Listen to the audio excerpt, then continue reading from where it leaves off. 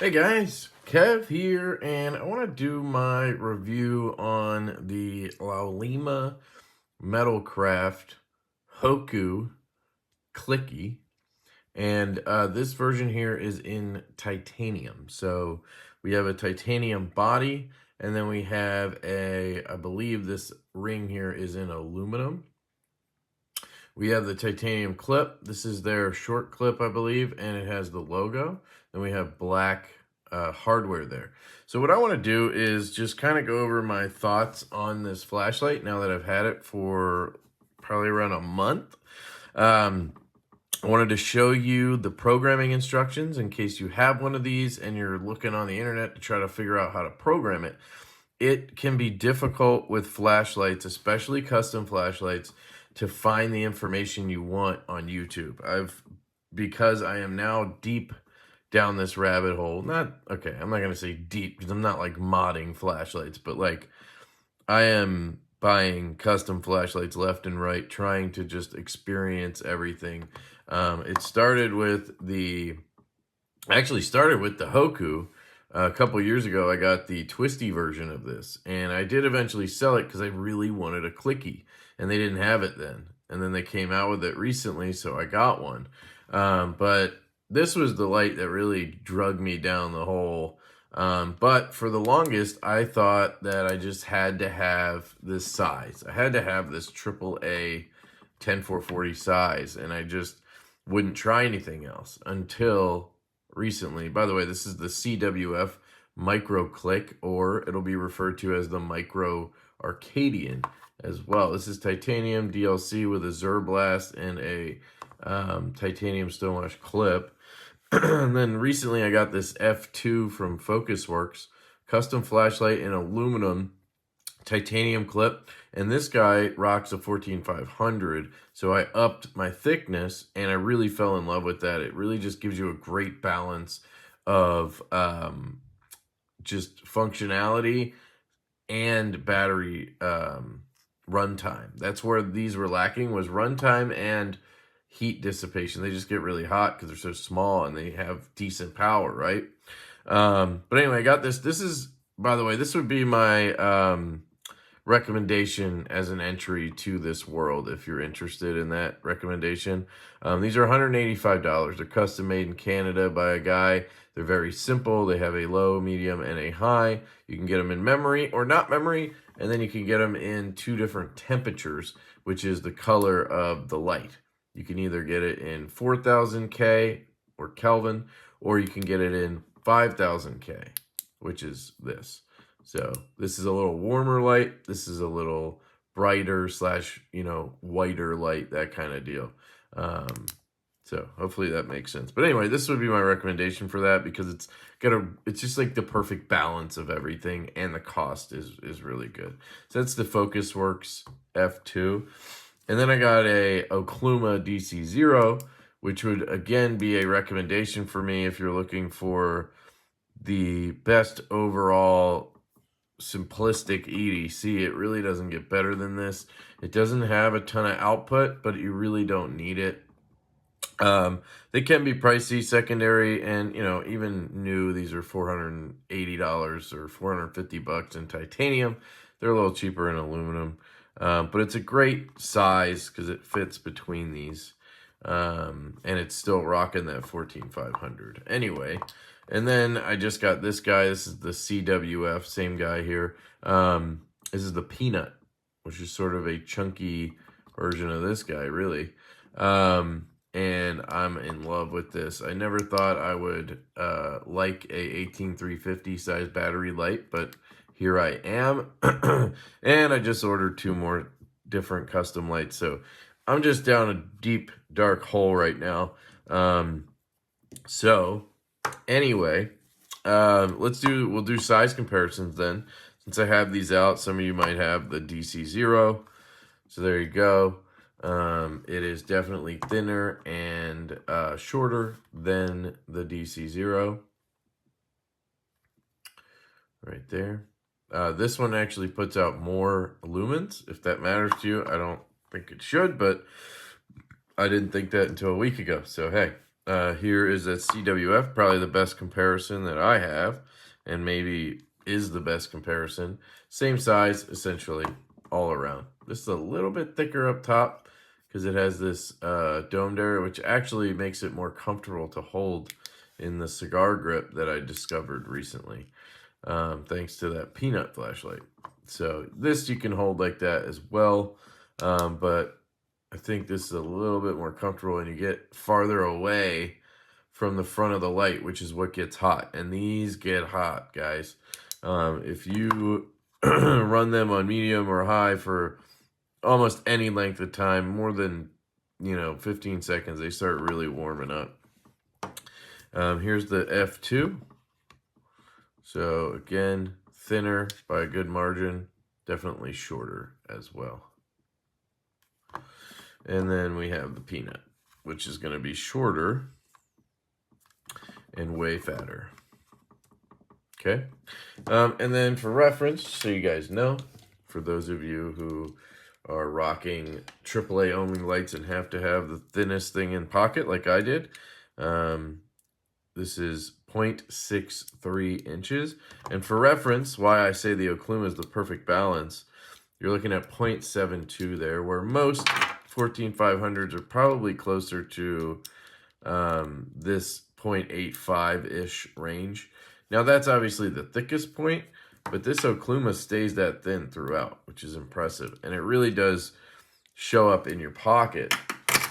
Whether that matters to you or not, is up to you. But anyway, back to the Hoku here. It is extremely well machined. The guys over there, I believe it's Mitch Lum, and then Dawson, I can't remember his first name. We'll see in a second when I pull up their website, but Dawson Machine Works or something like that. I don't know who does what. I believe one of them is one side of the country, one is on the other, or one's in Hawaii and one's in Oregon or something like that. But they work together. And I believe one of them machines all the titanium, does the milling, the lathe work. And then the other, which I believe is Mitch, does the finish work and the electronics. That's, I think, how it works. And obviously puts the lights together.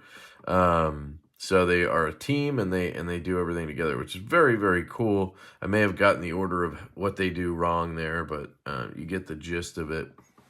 And I've chatted with, I believe, Mitch mostly on Instagram, asked a lot of questions because I don't know anything about lights. I'm very new to it. I'm learning, so bear with me. I'm going to say things wrong.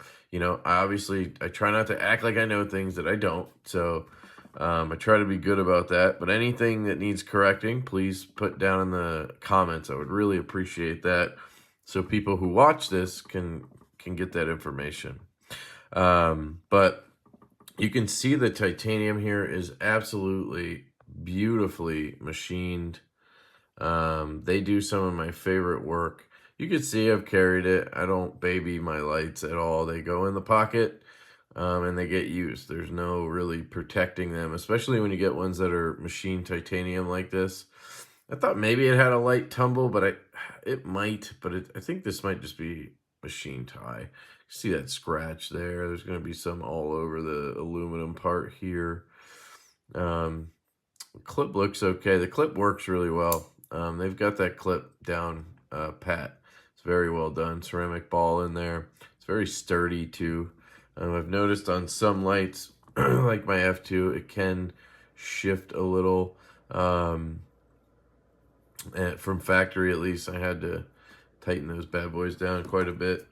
But yeah, their clip is really, really good. It's a very good balance between something like this that is more of a just, utility style clip. This is titanium, but it's not meant to look super sexy or anything. Has some movement here, but you'll see these style a lot on flashlights.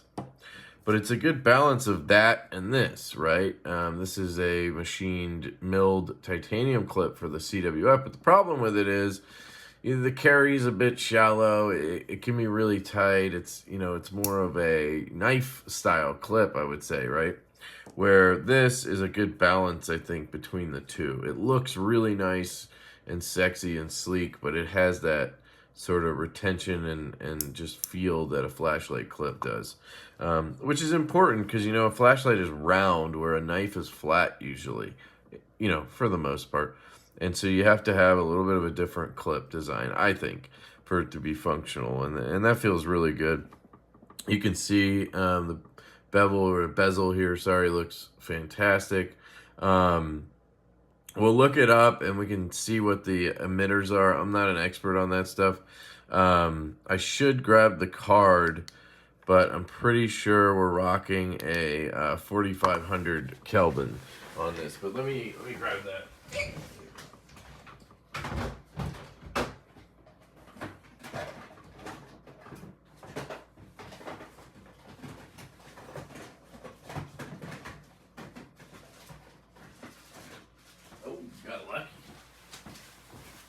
Thought I was going to be in there for like 5 minutes. So this came from Urban EDC. So definitely check out Urban EDC. I have a link down below if you want to go check out their website. I don't think they have any of these available right now, but they do carry custom flashlights occasionally. They have some of the F3s right now from FocusWorks. So if you are looking into that entry-level custom world, the F3, which is this guy's brother, was available there recently. So use my links. It helps the channel, but, you know, these, I don't think I saw any available currently, but you can keep an eye on Urban EDC, Laulima Metalcraft's website, and then bladeandbeam.com had some. And I don't know if DNK Knives had some too. I've been kind of tracking some new dealers for flashlights. But yeah, so we have the 519A Nichia, pretty sure, 519A. And then it's a 4500 Kelvin light. So it's a very good balance for me. I like 4000, but 4500 is just fine. 5000 is okay for me. It's not my favorite. The optic is a reflector, and then you have that FET driver that we're going to talk about later. 10440 size, battery, and titanium Hoku. It was made on 9/2/23, and I got it pretty shortly after that. They picked these up at a show, I believe. They are calling this titanium satin. So this has a really cool switch on it. One thing that is interesting about this size flashlight, and the reason why it took them so long to come out with a Clicky Hoku, is there's not a readily available Clicky on the market, I believe, for this size. That's why you see a lot of these 14500 size lights, because the McClicky is very popular. Same with this. I believe it's the same McClicky switch. Now, I don't know if they're different sizes in these, but it could very well be the same switch in all of 3 of those. But when it comes to this 10440 size, there isn't, as far as I understand, something available in the market that you can just buy easily and throw in here, which is why it can be tricky. And if you actually, from what I've experienced and what I've heard from people feedback-wise, it almost is a plague when it comes to flashlights in this size. If you look at Olights, the i3Ts, I've heard a lot of people having issues with the switches, where all of a sudden it'll just start turning into like a strobe and shit. I had some Raylight Pineapple Minis. Those are the same size. And I had to get the switches replaced a few times. So I think it's just a tough thing with this size light. I've had to send back this, not this CWF, but a couple of them before for switch issues. And the customer service is fantastic from Charles over there. But I think there's just something about these tiny little switches that causes trouble. So on this one, you have sort of the same style you see, where it's like a button style switch. Now this one does not sit flush, so you cannot tail stand this light unless you lean it on the clip or lean it on something. And that can be a deal breaker for some people, where the Hoku here will sit flat. Sorry, something's like bouncing. I don't know what that is, but it's annoying me. Stop, please. There. Oh, I think that drawer was open or something.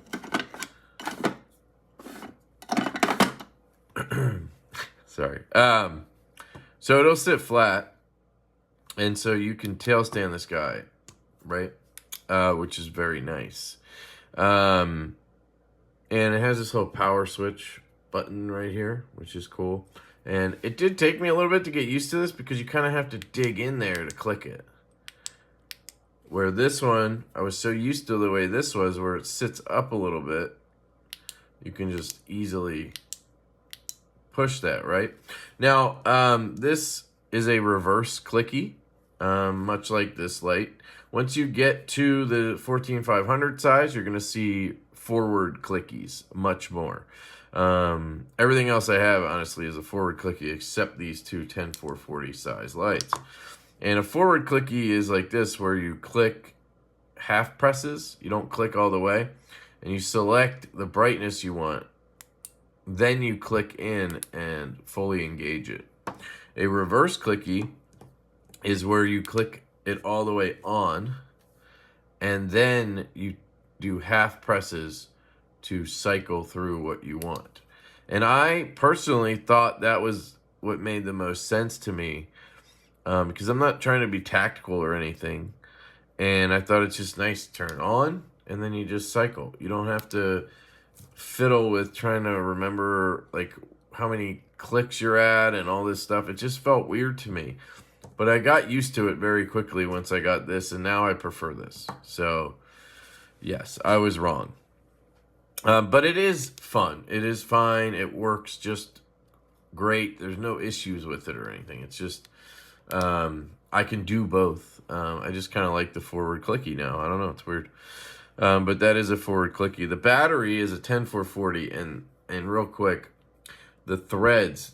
Laulima makes the best. They machine the best threads on flashlights I've ever felt. I haven't felt every flashlight, but I've felt quite a few now in a bunch of customs, and this is just so smooth. I mean, it just...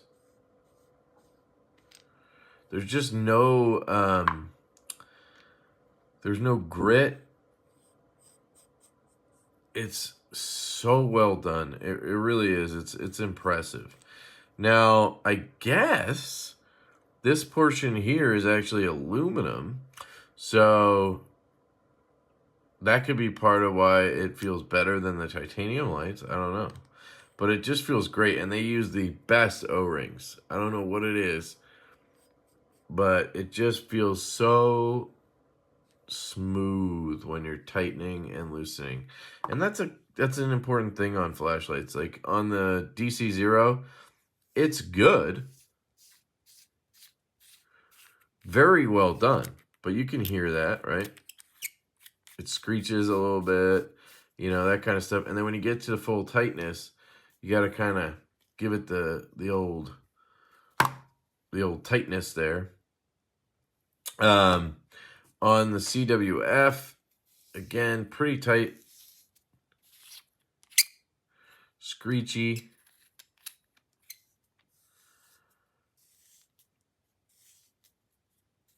Now, I don't grease my threads. I hate how dirty they get. So what I do is I use KPL dry film lube. And maybe that's part of why those are screeching a little bit. But, I mean, oops.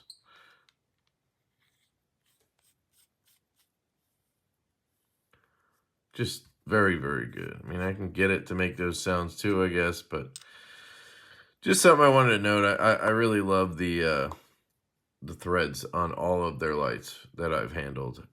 So the battery they recommend, as far as I know, is this EFEST 10440 3.7 volt lithium MN. I can't remember what, mercury, nickel, something. I don't know what the hell it is. But that's what they recommend as far as I could tell on their site and everything. This is a flat top. And it's 350 milliamp hours. So that's what I have in here. It's a very tight fit in the tube. It's not like, you know, tight or anything, but there's barely any room. It's a really good thickness in there. And I do have other batteries for my CWF, which in that light, of course, I open the other one that has the eFest. In that light, they recommend using these button top 10440s. Now these, I believe, are lithium ion flashlights, batteries, sorry. These are not the LIMN, they're LION, lithium ion. And they're 320 milliamp hours. And as far as I can tell, they will work in the light.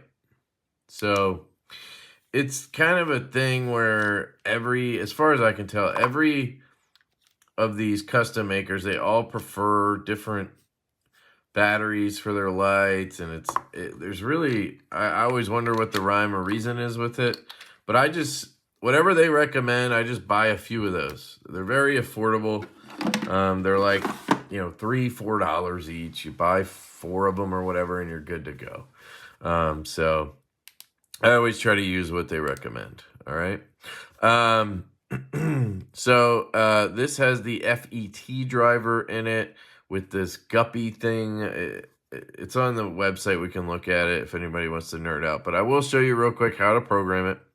And it comes set like this. So it comes set on group mode. I believe it's just 1. And you get 1%. Then you get, 25%, I think. And then 100% power. And then you go back to 1. And it does have mode memory. So now if I turn it off, it'll kick back on at that medium setting. Okay. But some people like me would prefer no memory. So it always starts on low in case I walk into a room where somebody's sleeping or whatever. And I just want to, be sure that it's always going to be on low. There's also some strobe modes and stuff you can set on these. So, it is the Hoku FET driver. And then it says driver with Guppy drive revision 1 or something. So you guys who know this stuff, there you go. 125/100 with memory. So there's 24 options that you can set. And then you can also add turbo, like where it ramps down on turbo mode. So basically what happens with this light is, much like the CWF in this size, they are small. And this is like 500 to 700 lumens coming at it here at 100%. So what happens is it gets very warm very fast to the point where it gets hot. We've had this on for 10 seconds so far. I can already feel the heat. It is getting very, very warm really fast right now. And it's titanium, so it might get hotter than the aluminum version would, but you do have some aluminum built in here, and it's just how it gonna be. You know what I mean? With a light this small. So yeah, right now it's really starting to heat up. It's not quite unmanageable for my hand, but we're getting there. It's getting very, very warm. And so they have a setting that you can set up where it will cut down to 50% once it reaches a specific temperature, which is very, very cool. So you go into program mode, and then you have to hit the switch like 30 times. And then it'll go on turbo. And once it gets as hot as you think you can handle, right, or you want to set it to, then you, I believe you just turn it off at that point or click once or whatever, and then it will set that temperature. So anytime you have it on turbo or 100% and it gets that temperature, it will automatically ramp down to 50%, which is pretty damn cool. We can try to do that.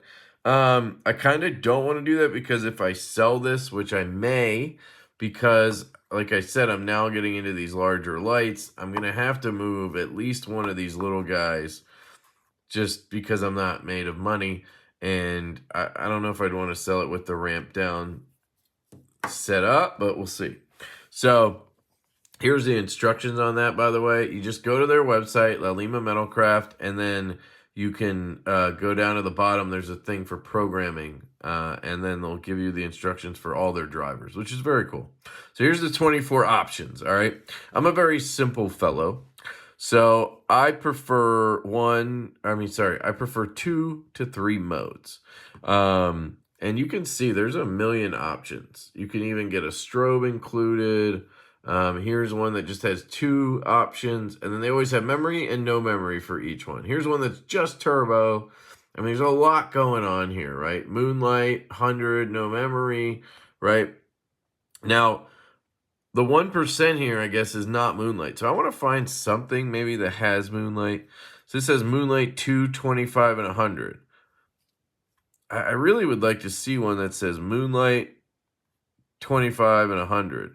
And that's where we get into trouble with these style of lights that don't have ultimate programmability, because I'm not going to find the perfect one for me. I want this one, but without the 2%, because I don't want to have to cycle twice past that 2%. So what I'm going to do is go with option 2, which is 1, 25, and 100. So it's the same setting as this. 1%, 25, 100.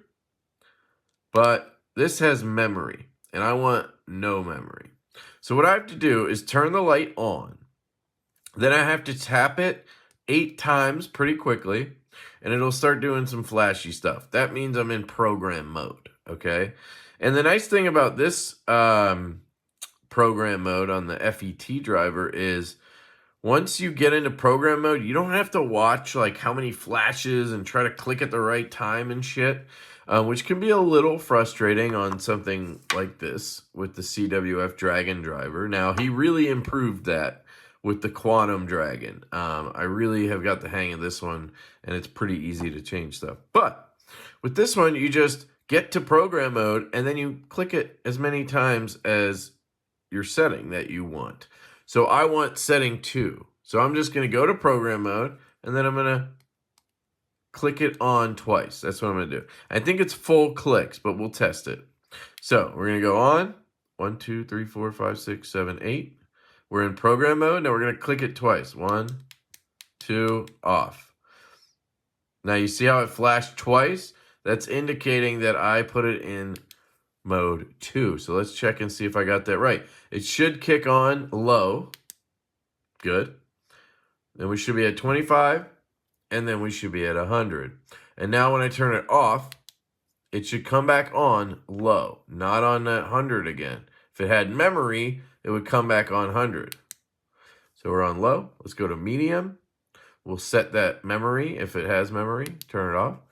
Just so you guys can see it's not just cycling from high back to low. So we were on medium, and we're on low. Perfect. It's doing exactly what I want. Now let's say you want just 100%. That's all you want. Let's see if we can do 9, okay? 1, 2, 3, 4, 5, 6, 7, 8.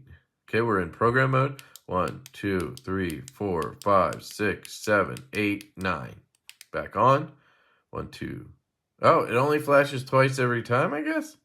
All right, let's see what happens. Maybe I did it wrong.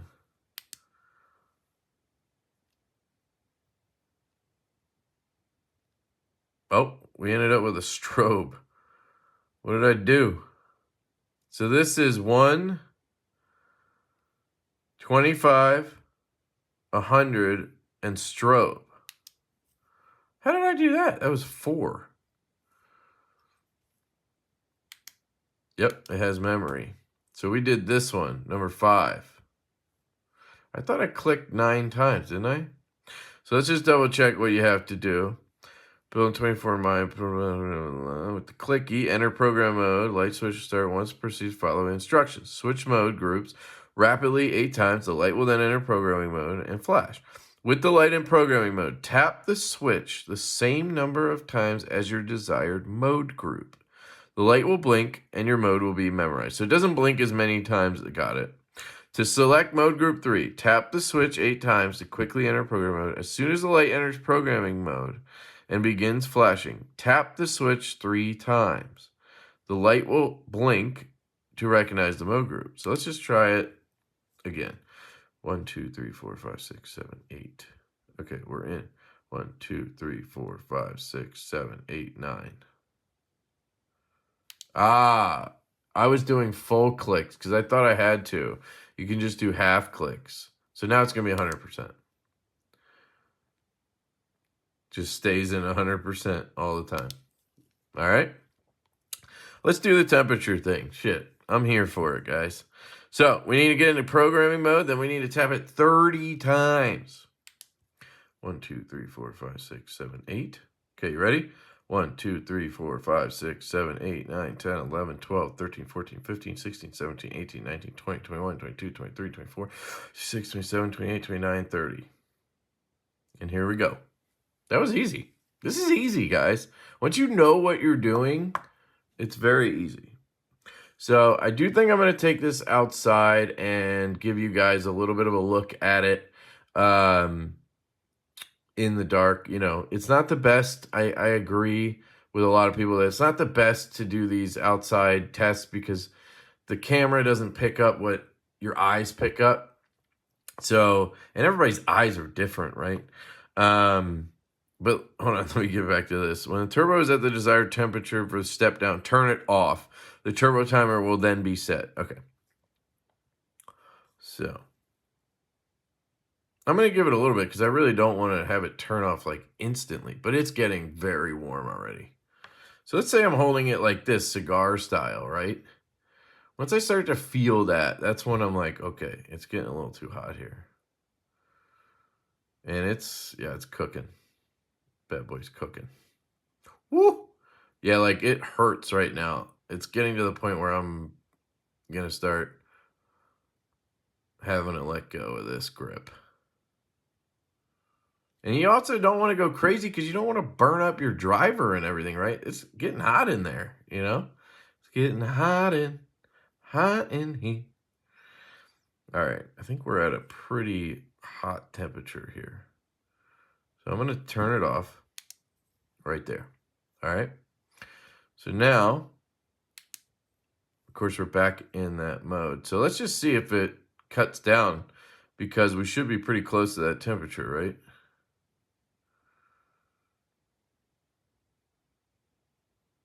Just waiting to see if it steps down for us.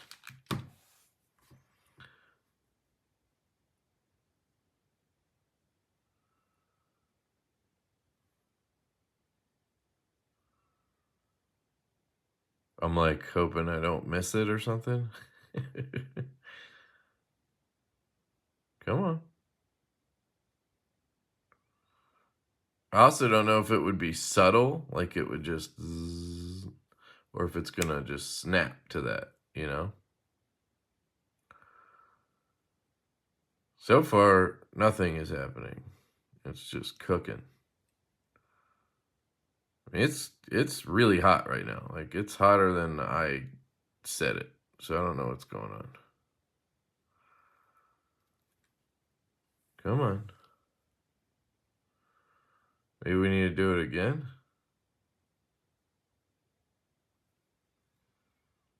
Or is this not 100%?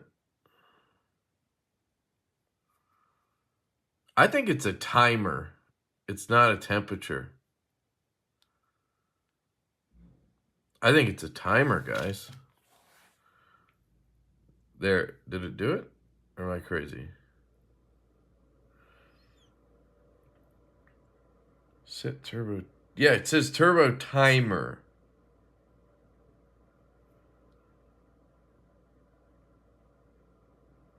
Okay, so it's only going to do it once it hits a certain time. It's not going to do it temperature, sorry.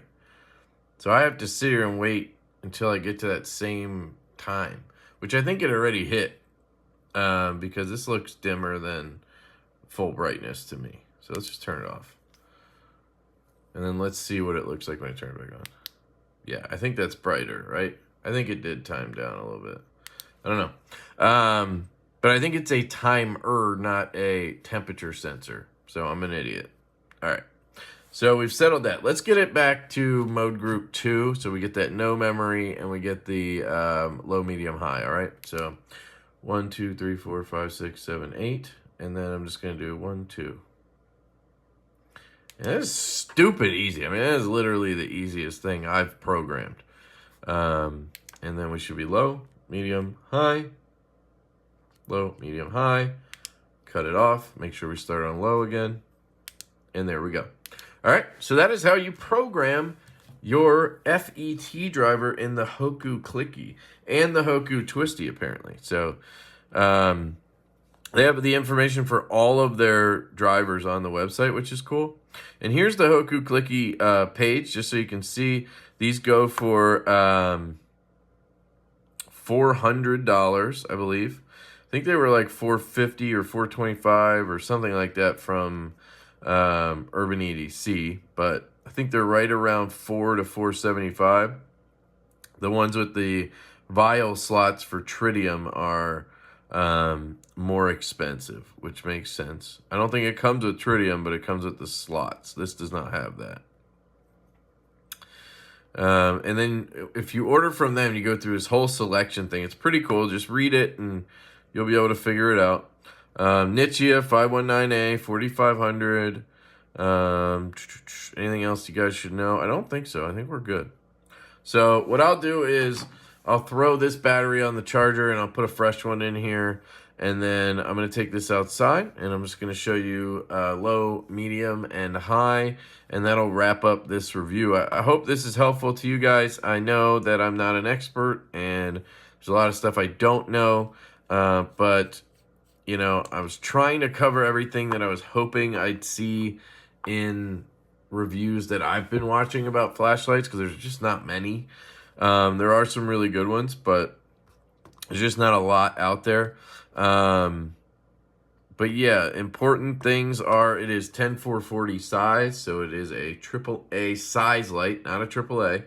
Does not take AAAs. You need button top 10440s. I would just take a picture of this or go to their website. They literally give you a link to the battery they recommend. It has that FET driver. Here's a look at that base or whatever, the pill. And then you have the emitter down in there. And here's the glass. I don't know what kind of glass they use. I think most guys these days use sapphire, but not positive. I don't know what that is. Just dust down in there. Let me take a look. Yep. Literally just dust collecting down in there. That's interesting. Clean that out. And then here's a look down in there. Just the spring down there.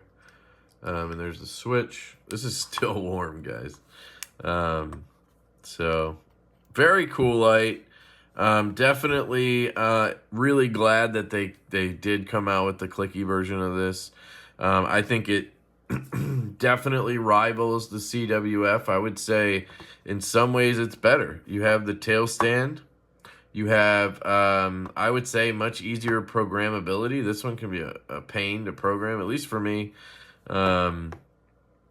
Although I think now I understand programming a little better, so I'd probably be a little bit smoother with this one. I think there are a few more options with this than you get with this in terms of programming. They're very similar in price. They're pretty similar in availability. Honestly, right now you can get the micro click. I saw it at most of those places I mentioned earlier. And this one I haven't seen, but I'm sure it'll be back soon. But, you know, it comes down to style for you. If you prefer this, it's a little bit more designer-esque, a little bit more detail and whatnot. And this is a very simple yet elegant design. This is kind of like the Ray Laconico of flashlights over here, you know. And you got a lot more intricacy going on over here. So it's just kind of what you want. I like both. That's my problem. I like both. So, you know, I'll probably let one go. I don't know which one. It'll probably just be whichever one somebody asks for, honestly. and then I'll keep the other one most likely. I mean, I might even move on completely from this size light.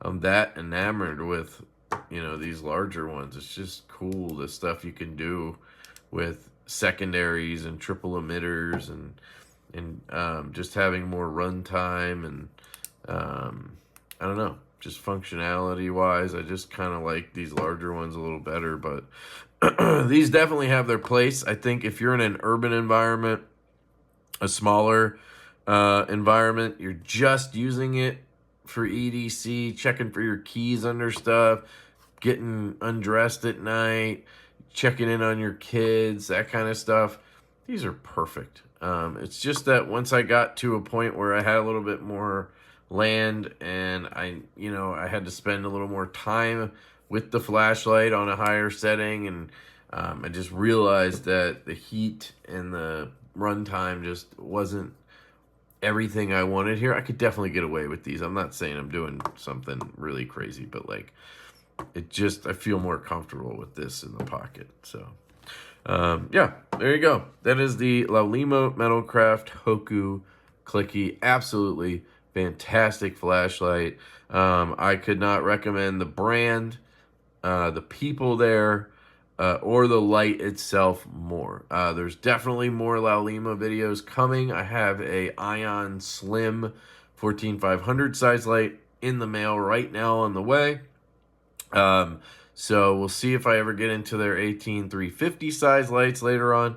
But I love what they're doing. I'm very happy to see them in the game, and definitely worth your interest if you're looking into custom lights. So hope this was helpful to you. Stay tuned for the quick demo video, and I love you guys. Hope you have an absolutely fantastic day, and I will catch you later. Hey guys, so I got the Hoku Clicky in titanium out here just to show you, and we're going to start on low. So this is low, and I like to always throw out the disclaimer that what you see on screen is completely different than what I see. It is not completely lighting up that front yard the way it looks there. It's about 2 to 3 times brighter on camera than it really looks in person. So it's pretty dim out there. That tree out there, it's not even illuminating in person. Over here, the side of the garage, it's, I can see, but it's not crazy. It looks a lot brighter is what I'm saying. Now it's the reverse clicky, so I'm just going to click over to medium. And now I can definitely see the yard pretty good. And that sign, we're not getting distance across the street or anything. And then that tree is illuminated. It's not crazy, but it is illuminated. Over here, it's getting nice and bright. But again, it's pretty reasonable. And then high, right here. So again, that was 1%, 25, and now we're at 100. So I can really see the yard. It is illuminating almost the whole yard. And there's that tree. It is nice and bright. We're maybe seeing across the street just a little bit, but barely. And then right here, we are really, really cooking, looking good. And yeah, she's already getting a little bit warm here. But there you go. That is the Hoku flashlight from Laulima Metalcraft. Thank you guys for checking out the video. So one last thing I wanted to note for all the nerds out there. I'm sitting here cleaning the threads on all my flashlights, and which, by the way, I was recommended Nio gel from a flashlight group. I think it's Candela Forums. I was just Googling and it took me there. And there's a whole freaking thread, like a million of them, on what's the best. So maybe it's not the best for you, but so far it does feel really smooth on the thread. So I'm liking it. It was like 20 something, excuse me, 20 something on Amazon, but it works. So for those of you that are straight up flashlight geeks and like to mod your stuff and whatnot, the Hoku, you can disassemble the front bezel here and replace the reflector. So it does make it a little easier to get to stuff like some flashlights. Here's their Ion model, Ion Slim. If I wanted to replace the glass or the reflector, I would have to get in here with tweezers, or I don't know how people do it, but I think you just stick something in these little edges and then you can twist the whole pill out. That's what that copper thing with the driver attached to it and the emitter is. You have to twist that whole thing out and then you would be able to get to the glass. Well, with the Hoku here, you can actually twist off right here. So they have this piece right here that you can, when you choose, if you buy it from them direct, you can choose what this material is: copper, aluminum. This one's aluminum, and it's an aesthetic thing mostly, but it would help with some heat dissipation, I guess, if you had copper versus aluminum or whatever. But if you take this off, you'll see here is your emitter. I think you would still have to unscrew the pill in there to get, well, no, actually, it almost seems like you could just unscrew this. I'm not going to do it, but it almost seems like you could just unscrew this piece and that would pull this out, and then you'd have your driver and emitter. So I don't know if you could just use a soldering iron and get in here and undo the leads and then pull this out and put a new one in. If that's something you're into, I'm not at this point. But you can take that off, and then your glass will fall out, and you will also get what I believe is called the reflector. And I think that's because they sell what's called a mule reflector. You guys can correct me if I'm wrong, but they have one called the mule, and I think that one either makes it where it's like all floody, or it's a pinpoint. I can't remember which. I think it's floody, though. So they have this mule thing. And so then you just end up with the bezel here. And what you do is you drop the glass in. Now, I don't know if there's a specific way you're supposed to drop this glass in. I, of course, didn't know what I was doing, and it fell on the floor and hit the table, and hopefully it didn't, damage it any. But I think this is mineral glass. I'm not sure if they use sapphire at Laulima. I would love for it to be sapphire, but I'd be fine with mineral glass. So I just kind of drop it in there because I don't have tiny tweezers or fingers. And then I take this O-ring that fell out and I kind of just, tap it. Make sure that O-ring drops down with the glass. And then the reflector lays on top of that, like so. Okay, and I think that's so that the reflector and everything can't push against the glass and damage it. That's why that O-ring's there. And also, I guess, keeps everything from rattling. Then you could tighten this guy back on here. I like to do it vertical so that we're not, shifting anything. Make sure you go slow. You don't hear any weird noises. But you can see now, it looks like it's even all around. Make sure it's snug. Then you can put your battery back in, screw on the head, and there you go. So it looks like you could probably order maybe a mule bezel or something, a reflector, sorry, from them and replace it without having to do a bunch of mods. Like, I would be able to do that. That's pretty cool. For the threads, since I'm here, I might as well show you what I do. I just take a Divo cloth. I would recommend a cloth of some sort, not paper, but you could use whatever you want. Just, paper is abrasive technically. And then I just clean everything, squeeze and clean. You'll see this is all from the last, 6 flashlights that I've cleaned today. They come very dirty because, you're opening and closing them, and they use this grease in there or whatever. I don't know. So I do that, and then I take the cloth and get it into the threads inside. You can see how dirty that is. It's just, they're disgusting. It's mostly just because there's grease, and then you have titanium and aluminum, or titanium on titanium or whatever.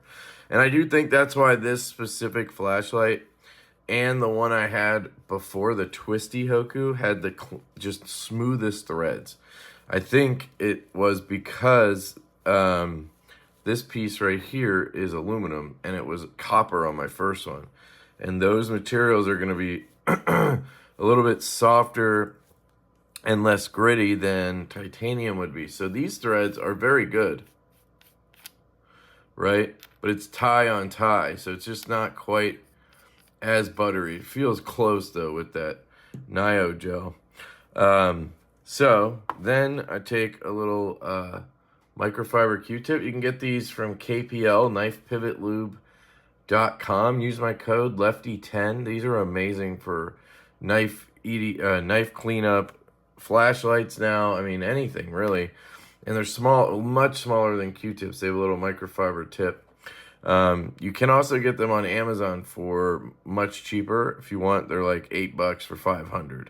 So I think they're called like makeup microfiber tips or something. I'll try to link the stuff that I can down below. So just take a little bit of this Nio gel, get it on the end of that guy, and then just dab, dab, dab, dab, dab. And then I'm going to run the rest along the O-ring. So I get that O-ring nice and lubed up. That's the key. You want that O-ring and the threads lubed up. I want something that does both. I don't want to have to use two things. I was using KPL, but I don't think it was as smooth as it could have been. And this will protect, I think, the O-ring a little better than KPL would. So I believe there's some rules to grease, like don't use X on X, don't use, you know, silicone based on silicone O-rings, that, you know, so I could be doing it wrong, but I think from what I understood, this will work on pretty much anything, and then you don't have to worry about it so much. So sorry. So then I put it on there, and then I'll just tighten it, loosen it, tighten it, loosen it, tighten it, loosen, tighten it, loosen, and that way, sorry, my dogs are going bananas. And that's just working it in. And you know what? While I'm here, I didn't even think about this. We have another O-ring set here, don't we? Obviously, you're not going to mess with that as much, but let's see if it's really greasy. Looks relatively clean, so just clean that off a little bit. I don't want to go ham like I did on the last one. But yeah, there's definitely some gunk in there. But you do want to make sure you do a pretty thorough job of cleaning first, because otherwise, what are you doing? Just smearing it around. Now, I still have some on this microfiber Q-tip, so I'm just going to use that. Get it on the threads, maybe just a little bit. There's some hanging out here on the sides. Grab that. A lot goes a little goes a long way. I don't think you need a lot for this kind of stuff. So, and we'll take this guy and thread that on. Oh yeah, that's butter. Tighten, loosen. Be careful with this one because of the glass. You just want to make sure you don't shift anything and then you're jamming the emitter into the glass or whatever, reflector. So we got that. Drop the battery in. Oh yeah, it's smooth. And we're good to go. So there you go, guys. Just a little add-on to the super long Hoku video. Love you guys. Peace.